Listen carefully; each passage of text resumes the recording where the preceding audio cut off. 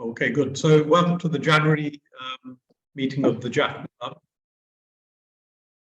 As usual, I will go through our objectives for the benefit of people who have not attended or watched the recording. This is recorded and will go out into the wild. So our objective: the club will facilitate, foster and support social intercourse and fellowship among its members.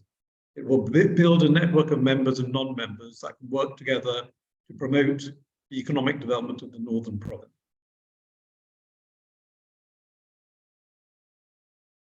The agenda for this month's meeting: so the welcome address by me, which is soon going to finish, and the speaker is Mr. Stephen Hall, who's the head of the Halo Trust in Sri Lanka.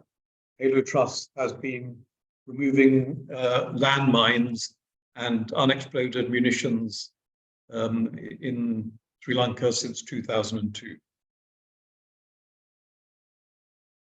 So what is the Jaffna Club for? The club is a catalyst to help people like us connect with each other, help people like us connect with Northern entrepreneurs and business opportunities.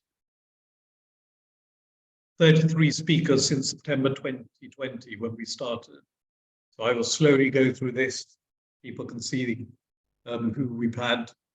We've had CEOs, COOs, managing directors. We've had entrepreneurs from various industries, agriculture, tourism, IT. We've had some young entrepreneurs.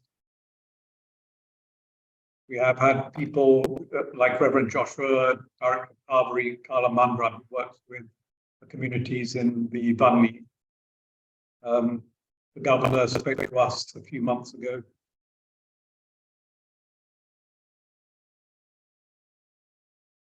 Janan spoke to us twice. Thank you, Janan. And we've had educationalists and one of the leading medical professionals. Okay, so now, Stephen, if you take over, I will release the screen.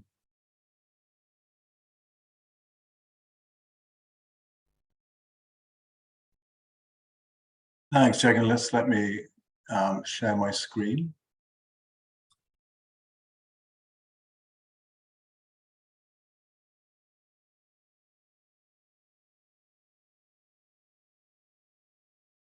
Okay.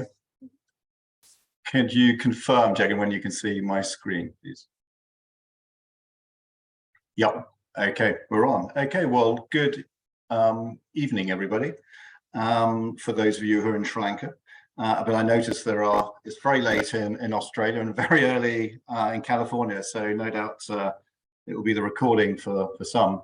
But thank you for the introduction, Jagan, and for inviting me to talk this evening about what the Halo Trust is up to in Northern Province. For those of you who don't know, and I know that Jagan sent an introductory email and had a little chat just now, but for those who don't know, Halo is the world's largest humanitarian demining organization. It's a British registered international non-government organization, INGO. It's over 30 years old, was formed in Afghanistan, and it has offices in the UK and the US. And so two boards of trustees, a US board and a UK board. The organization is operating in 30 countries around the world. Sri Lanka is unusual in that it's a tourist destination, many of the others aren't. And we have approximately 20,000 staff around the world, obviously mostly national staff from the home countries, with a small international card of less than 200. The trust exists to help countries recover from conflict. We believe that by clearing landmines and other explosive remnants of war, and where appropriate, promoting responsible arms control. We can protect lives and contribute to building resilient and prosperous communities. And this, of course, all feeds into building economic development, which is where our interests align. And I'm very conscious talking to most of you, those that are already obviously in Sri Lanka, but the diaspora overseas, that I'm talking about your country, which you know far better than I. I joined HALO 2.5 years ago after a career in the British Army, and have been in Sri Lanka for almost 1.5 years. So not particularly long, but I've been based here up in Kilinochchi I am based in Kilinochchi for the majority of my time. And as you'll see on the map shortly, we have an office in Jaffna, so I spend a little bit of time in the finance office there, where we originally started. But also we have an office and house down in Colombo, which I go down to every 4 to 6 weeks for a week or so. So what I'll do now is just take you through a few slides to tee up and give you an overview of the program, and then tee up a discussion. And I'm very conscious that whilst doing so, normally by this time of the evening here we have a power cut, and we haven't had one yet today. So sod's law, we'll have one shortly. If that's the case, Jagan, just bear with me. It takes a few minutes for everything to kick back in again, but we do have a generator backup, but it takes a little while for Wi-Fi or my hotspot to kick in. So please bear with me. Okay, before I look at the program itself, what I wanted to do, my first slide, is just echoes really what I said about the organization. I thought, so before I delve into the program itself, just look more broadly at what HALO is all about. So as I say, the mission is really to protect lives, restore livelihoods of people affected by conflict. On the 3 pillars, as you can see here: protecting lives from explosive threats and hazards, reducing human suffering from armed violence, and building resilient and prosperous communities. The first pillar is really the humanitarian pillar. The middle one is stabilization, and the third pillar is really about development. And so what's quite interesting for us and for our donors is that nexus, if you like, between this first pillar, the humanitarian, and the development. Here in Sri Lanka, we're not doing much of this middle pillar here. In fact, we're not doing it at all. We are very much focused on pillar 1, and we're leaning now more into pillar 3, particularly as we come to the end, towards the end. We're on the home run and come towards the end of our time. And I think of interest for this group in particular is the agriculture and livelihoods reconstruction and the environmental management. Okay, so before we get into the program, perhaps just a quick history slide, which helps to put things into context.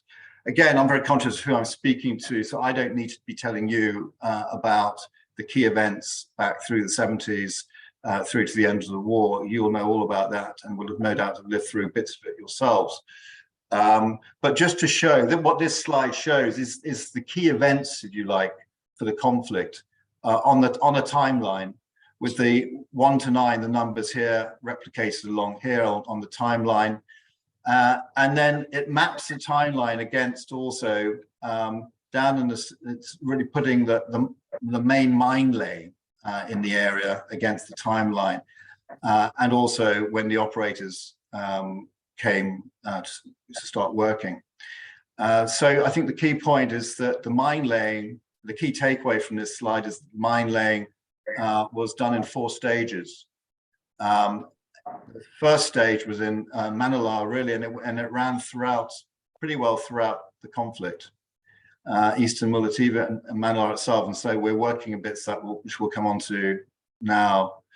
The Jaffna piece was really the precursor, if you like, to the SLA capturing Jaffna, and a lot of those minefields were tactical and defensive and were laid by the SLA themselves as protective. And then Muhamalai, which we've just been talking about very briefly, as you know, was the forward defensive line for 10 years, and is a bit like a chunk of the Western, the Western Front in the First World War. But we'll have a look at that in more detail shortly. And then lastly, you can see that actually the minefields in and around Kilinochchi were laid quite late on in the conflict, and really towards the tail end.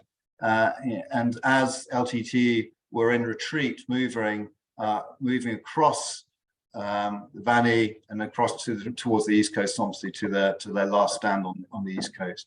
So there you go. So that just helps put things into context.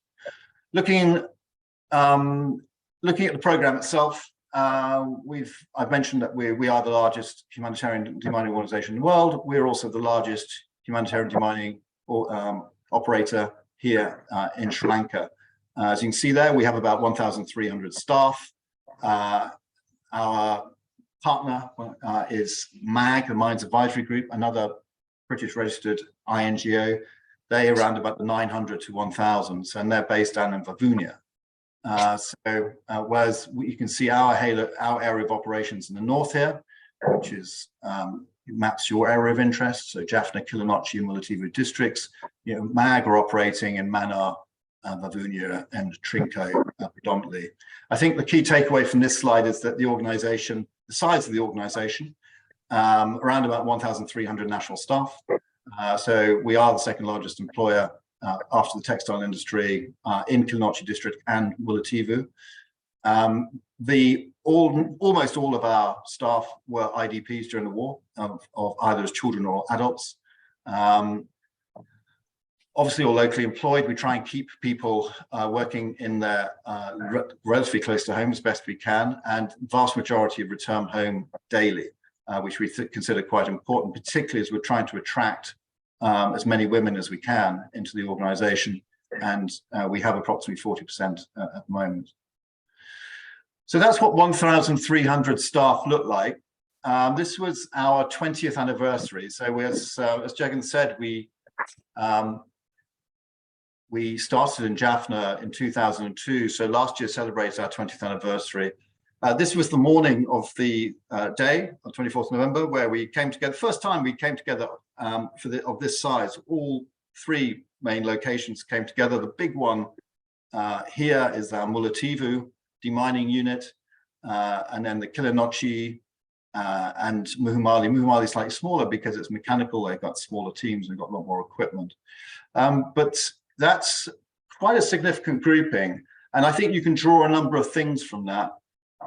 It's not only the size and the scale, but I think also the discipline and the chain of command that we have. And here you can see the area supervisor, deputy area supervisors, task commanders, and we'll have in the front here, we'll have the section commanders in charge of each section. Each one of these lines is a section. And for those of you who might recognize, this is Kilinochchi Sports Stadium. This is the big stand is off on the left here. The gymnasium is off to the right. And it was looking very smart that day. And we had a great day of celebrations, sports events, football, it was like a sort of speech day, etc. Had lots of guests come. So it was a really good day and a lot of fun. So a bit about the mine contamination in the north. Those green dots, most of those mostly show the areas, the tasks that have been cleared, and the blue, red, what is remaining. So we've cleared to date, physically cleared, 22 square kilometers. We've released 114. And so that includes all the area we've cleared, plus areas we have reduced and cancelled. And so there are areas, and particularly quite soon after the end of the war, when areas were surveyed, Some of them were cleared through battle area clearing, which is literally walking across the surface and picking up what you can pick up and not a known minefield. And others, for reduction, you're looking at conducting some limited clearance and then not finding anything in terms of under the ground, subsurface. Then you can reduce the area without physically clearing all of it. And the cancellation is when you're not actually physically breaching into anything, but actually using non-technical survey, and so just gathering information by talking to people. So what was originally thought to be a contaminated area then turned out not to be. So that's why we've ended up releasing 114 square kilometers. We have just over 7 square kilometers remaining. All operators have 15, so the Halo Trust have just under half. And you can see in the bottom here, the vast majority of the area that we have left to clear is this area here in eastern Mulativu. Trinco's down to the right. Kilinochchi, 1.5 is predominantly Muhamalai, and there's a little bit left in Jaffna, and that's predominantly the high security zone. This shows the area a little bit more detail. The blue arrows show our main compounds, so that I'd say our main HQs in Kilinochchi we started in Jaffna in 2002, so before the war finished. We're based there working, clearing Jaffna itself, so a bit of some urban clearance, but we've still got the same house, a nice old 50s house there. Muhamalai we've talked about, where we have a control point there. We have another one in Jaipur, and we've built a new compound down in eastern Mulativu in KKD. This is just a quick slide to show you that we have over the years had an awful lot of accidents. The good news is that now there aren't many. We're into the onesie twosies. But the vast majority was before the end of the war. And then around the time of the end, there was still significant number. When you're looking above 50, that is, and it includes it's fatalities, but also serious injuries. So still quite a high number, and more recently, very few, which is good news, and long may that continue. But I suppose, sorry, going back to that, the point is what originally started out as part of the humanitarian pillar, if you like, was very much was minimizing accidents and helping protect lives. Now it's less about protecting lives, but now clearing the land, and so we can return IDPs and put the land back into productive use. This slide shows, I hesitate to show this because a lot of you originating from Jaffna, you know Jaffna very well, and you might be surprised by this number here, and I am too. And I've shared it with the new Director General of the NGO Secretariat down in Colombo. He did quite a lot of work in his former job with welfare centers, and he said the number's a bit lower than that now. So just take it with I wouldn't read into the exact numbers. Anyway, the point is there's a lot left in Jaffna area, and that is predominantly big people who have the deeds, the title deeds, and whether it's permanent as well, don't know, to the high security zone, which clearly they're not going to be getting back anytime soon. So that number will stay quite high for some time. There are still not people in the welfare centers too. So Jaffna is high. The 660 here is a little bit more. We said, Jane, you were asking how many Muhamalai. So the vast majority of those are in Muhamalai. There's a few else scattered around in other parts. The other one, sort of reasonably large number, is in Trinco, which is in Mag's territory. But you can see the impact the war had on all of those districts. They were all, obviously, the majority of the fighting, the conflict took place in the north. But all of these districts were affected. They were disputed in one area, and you can see the amount of the coastline that the LTT, a good deal of almost 2/3 of the coastline, at some stages were in LTT hands. But I think my takeaway when I keep showing this, and particularly now we're into 2023, is to get this updated, and I'd like to get these figures verified. So, but just take it as I think just take the general takeaway of where the majority of IDPs are waiting to return. Okay, coming into what we do, and with our 1,300 staff, the operational arm of that is about, the vast majority obviously is about 1,100. And these people break down into manual clearance teams, mechanical clearance teams, and then survey, explosive ordnance disposal, and quality assurance. And then we have to obviously do our own internal training. So we've got 87 manual sections, 9 strong, with a section commander, 3 medics in each section, trained sort of paramedic. And they are using detectors, one you can see here, or down here using the rapid excavation detection system, which Jagan saw in Muhamalai the other week. On the mech side, it is front loaders, these are the ones with wheels, excavators with tracks, and then we have various sifters, which will help to sift the sands. We also have some pretty good, what we call wet soil buckets, which can do some sifting too. So quite a sophisticated operation there at scale. And we are the only, I suppose our USP, if you like, our unique selling point, is that we are the only operator that does mech at scale in Sri Lanka. Indeed, this is the world's largest mechanical clearance operation, humanitarian demining clearance operation here in Sri Lanka, Muhamalai. And as I mentioned, the other teams there. So just honing in then, if we remove all of the tasks that have been cleared, all the green dots, this is what we're left with. And so we have 81 ongoing tasks of varying sizes at the moment. We surveyed another 109, and a number of suspended. Some of those because of restrictions that the Forestry Commission have imposed, which we're currently working through. Some of them because of the wet season and flooding that's currently still. Hello. Sorry, it might be worth muting, I think. So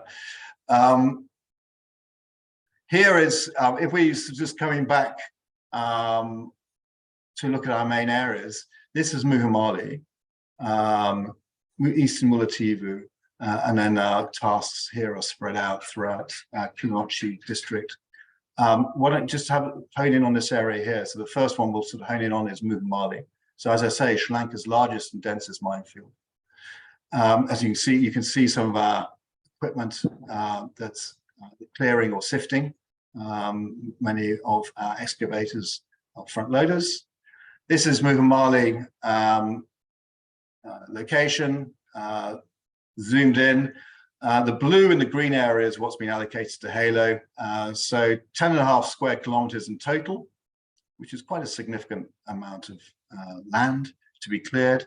Halo's been allocated just over half of that, 6.5. We've cleared and handed back all of the green areas, and the blue areas is still ongoing clearance.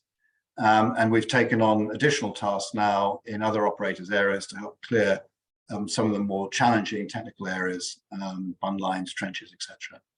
But overall, we've cleared nearly 70,000 anti-personnel mines, over 500 anti-tank mines, anti-vehicle mines, a lot of exploded ordnance, and as I say, this is one of the last remaining minefields in Kilinochchi area where we've got a lot of IDPs waiting to resettle. In the Eastern Mulativu, so coming down from Muhamalai here down to the east coast, this is a former LTTE concentration area with Prabaragan's bunker in the middle, and with various mine lines that we're discovering, protective lines, some Sri Lankan army, but also others, the majority of the others are protective mine lines and LTTE.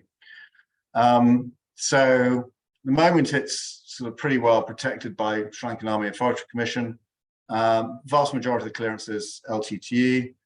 As you can see, we've got quite a lot of it, quite a lot of the area remaining, but we're constantly surveying new stretches too. And it's a bit like building a jigsaw, because we do have some good old mapping, some intelligence that's giving us, pointing us in the right direction. But we're having to also join the dots ourselves. So it's a slow process, but it's proving quite productive.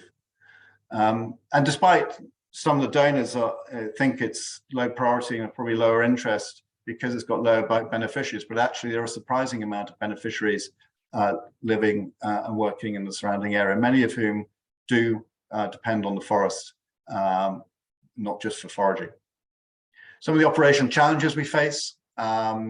This is obviously wet season in Muhamalai, but in eastern Mulativu and the jungle areas, whether it be bunkers, trenches, et al., obviously all a challenge. Overall though, as I say, we've cleared 114 square kilometers. We've found and destroyed over 250,000 mines, lots of items of explosive ordnance, including ammunition. And we've returned, as you can see, over 250,000 people to their land since 2002. Sorry, on here, this is quite typical. So this is an example of some mine risk education that we do, particularly with all the land that we hand back. We have an accompanying package, mine risk education, to make sure that people are aware what to look out for in case of any residual contamination. And this is an example which you'd be very familiar with of one of the standard sort of build houses that are built on this resettlement land. I just thought I'd throw in a couple of pictures of, there's a typical plot, if you like, a resettlement plot near Muhamalai, and there's one with some palm being planted. But despite the look of the soil, it is actually, well, as you know better than I, it is pretty productive. Things seem to grow very quickly. This one's in Mulativu. Last week, we had a German consultant come from their foreign office, looking at their strategy and the implementation of it. And they're very interested in this sort of humanitarian development nexus. Their GFFO, for example, the German Federal Foreign Office, are only really funding, the money is ring fenced for humanitarian, but they completely get that nexus with development. And here's a good example where just in the back of the minefield ran across these fields, and there's this one here, there's another one to the left. This is a farmer the land's been cleared, it's been put back into productive use, and he's growing you can just watermelon on it, and he's got quite a simple irrigation system constructed too. He's also growing a bit of groundnut, but the second field doesn't have an irrigation system because he hasn't got money for it yet. But it's quite interesting, and I think this is an area where we're going to be sort of leaning into a little bit more, and perhaps joining with partner organizations that can help perhaps provide a little bit of the seed money, or indeed seed themselves, to help act as a bit of a catalyst to get the thing moving, because obviously it's the production is a lot slower, and that's predominantly due to the lack of finances. Our own funding has ebbed and flowed over the years. Back in 2009, and I think no surprise, and towards the end of the war, a lot of the NGOs were asked to leave. They did, but after the war, many came back to help clear up the mess. Then the appetite sort of waned a little bit over the years, but the resurgent interest here is because in 2018, Sri Lanka signed the Ottawa Treaty, the Anti-Personnel Mine Ban Convention. So once a country signs that, then it has 10 years to clear all known contamination. So that is what we're doing, and we therefore have until June, the middle of 2028, to do that. And we have a target date we set ourselves of having all known contamination cleared by 2027. So the route to a mine-free Sri Lanka. This last year, in 2022, we worked with the National Mine Action Centre in Colombo, and the other operators, and with the Geneva, I think an organisation called GICHD, the Geneva International Convention for Humanitarian Demining. came up with 4 strategic objectives. Clearance, Article 5 completion, that's the Article 5 for that particular treaty. So clearing all known contaminated areas, increasing advocacy, communication coordination. This is all about trying to get the government of Sri Lanka to own the process and to get the government departments talking to each other.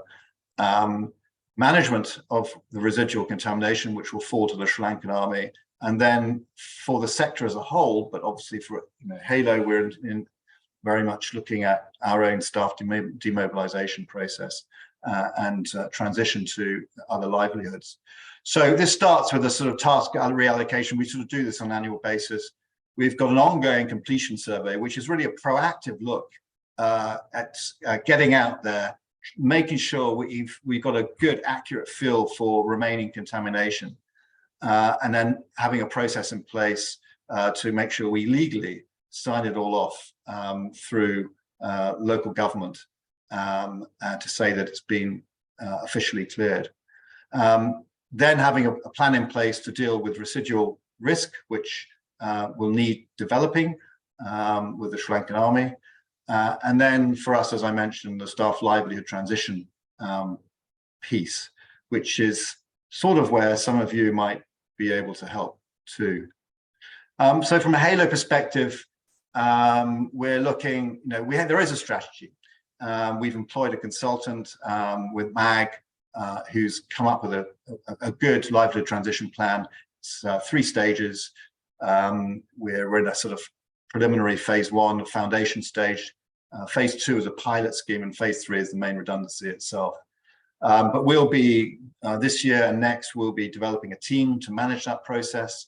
And we're focusing on our vulnerable staff who might struggle to find work thereafter, after we've gone.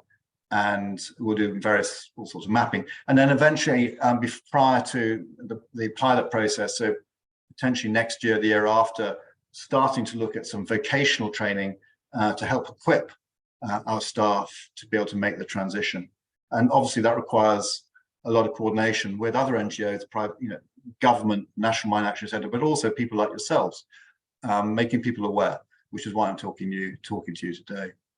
So recent initiatives, we're working with Shantiham in Jaffna, who have been brilliant.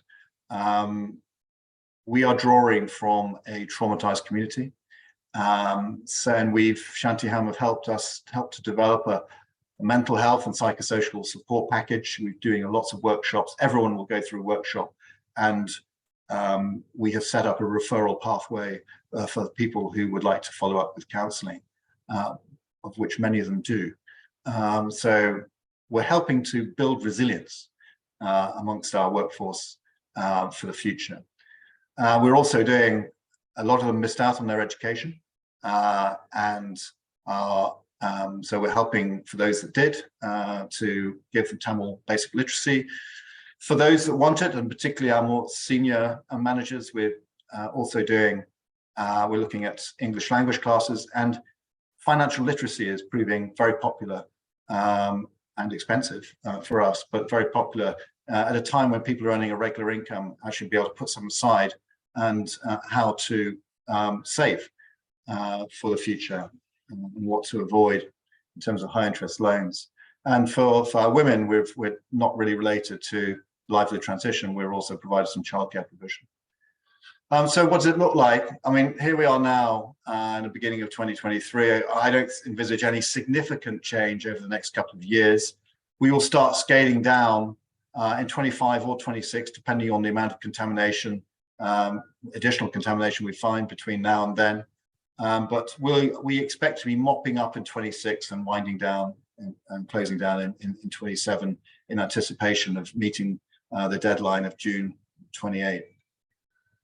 So those are my priorities as country director, maintaining our current levels of funding so we can get the job done, making sure we are clearing over 2 square kilometres a year, supporting the national completion process, and then working up our demobilisation drawdown plan, and with a particular focus on our livelihood, staff livelihood transition. So I'll stop there because I think that's probably enough slides, and perhaps open up for discussion.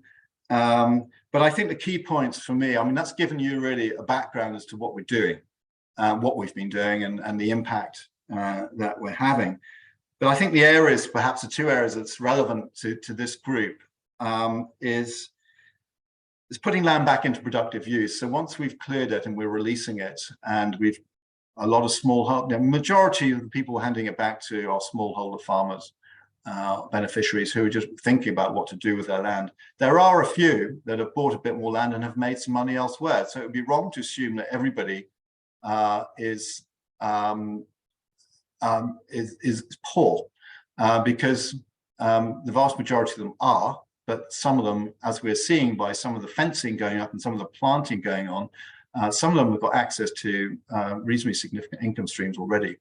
So what we're about is helping the poorer and the poorest to get a start. And secondly, I think the area of sort of synergy with the Jaffna Club is also our own staff. With 1,300 staff, I know that when we speak to the GAs, the government agents in Kilinochchi and Montevideo in particular, they're very concerned about us finishing, leaving, and putting that number of people back onto the jobs market. Now, I don't think they're not all going to be transitioned at once. Some of them already have small holdings that they would no doubt migrate back to. But others have got other ideas. Others want to better their lives and the future, and for the future, for themselves and for their families.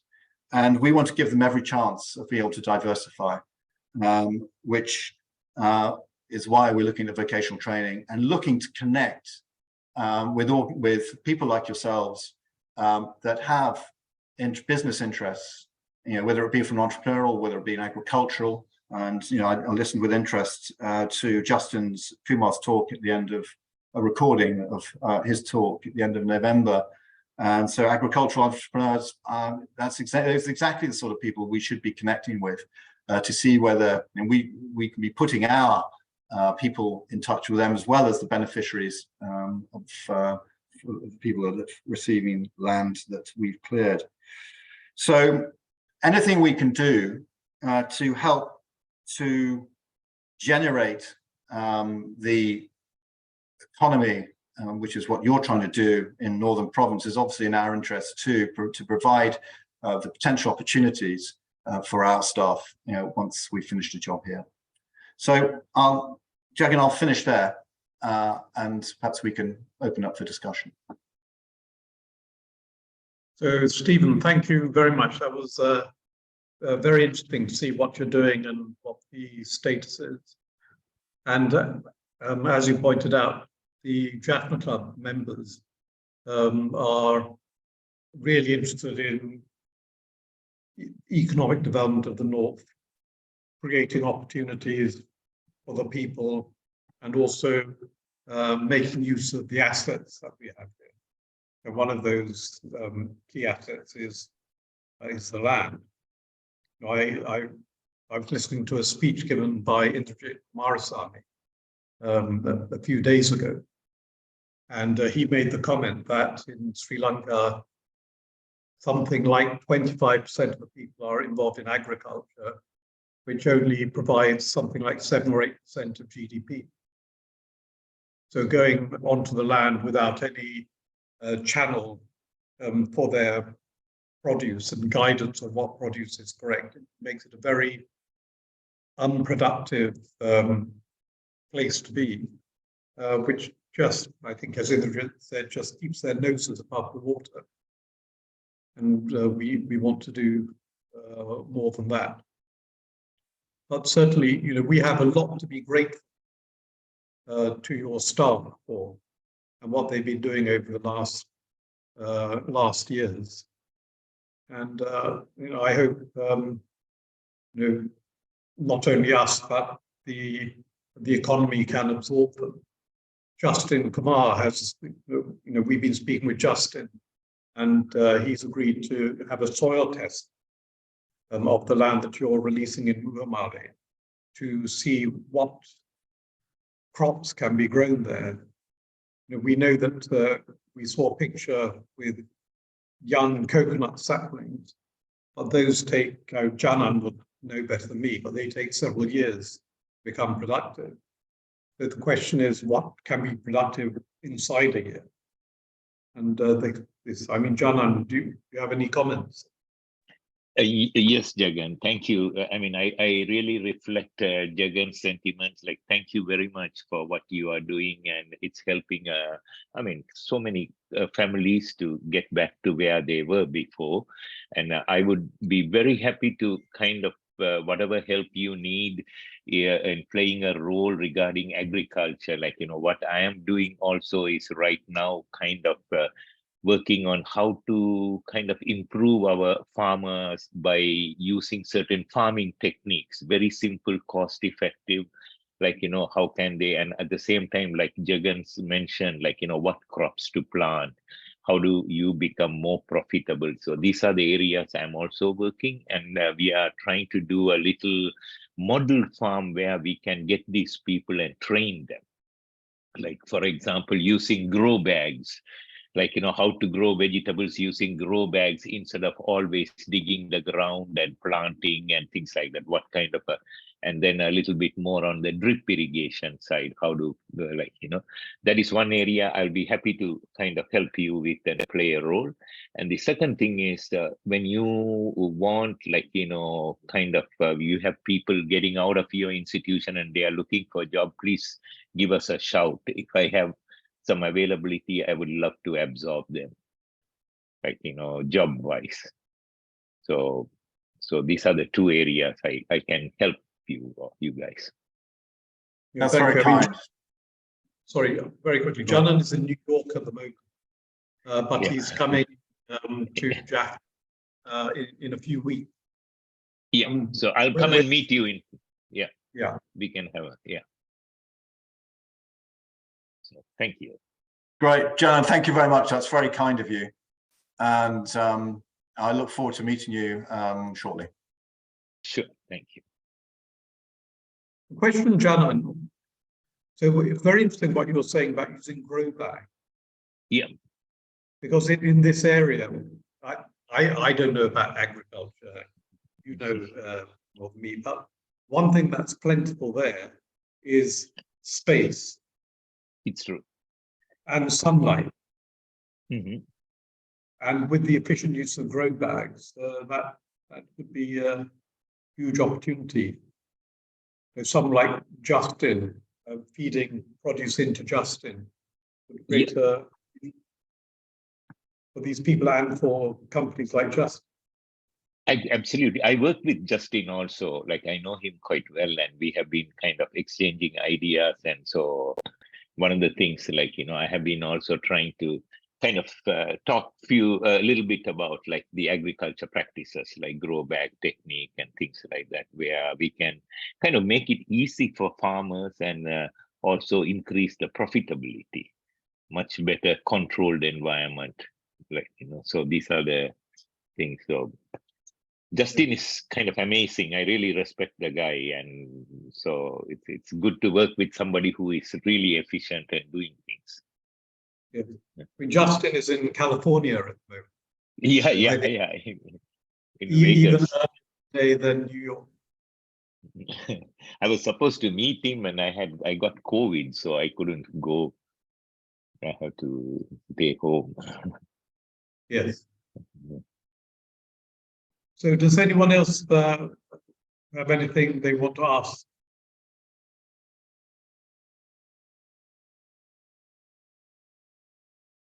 Yeah. So one question I had, Stephen, this isn't your responsibility, and maybe you won't know. But when the people are returned to the land, what financial and other help do they get? Does the government give them any sort of funding? If they're just sent back to bare land with not even a house? Yeah, there is government help as a sort of startup pack that they get, and there's the UN and a number of embassies are also providing donors, and indeed The British were up here, British High Commission were up here.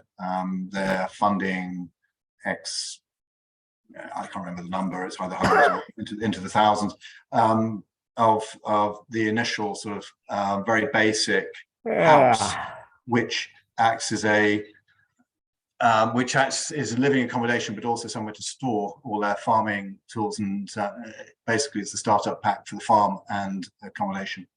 So, but in terms of monetary assistance, I'm not sure. So they're certainly given the pack if you like to build a house, but that's as much as I know. No. Okay, because earlier the Indian government was very generous. They built 65,000 or 75,000 houses, but that program, as far as I know, is finished now.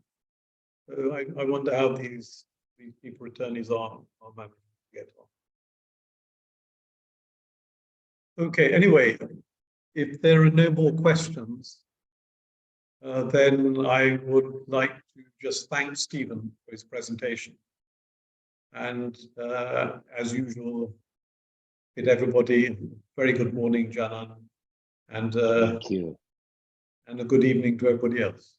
So thank you, Stephen. Thank you. Thank you, Stephen, and thank you, guys. Thank you, Jagan.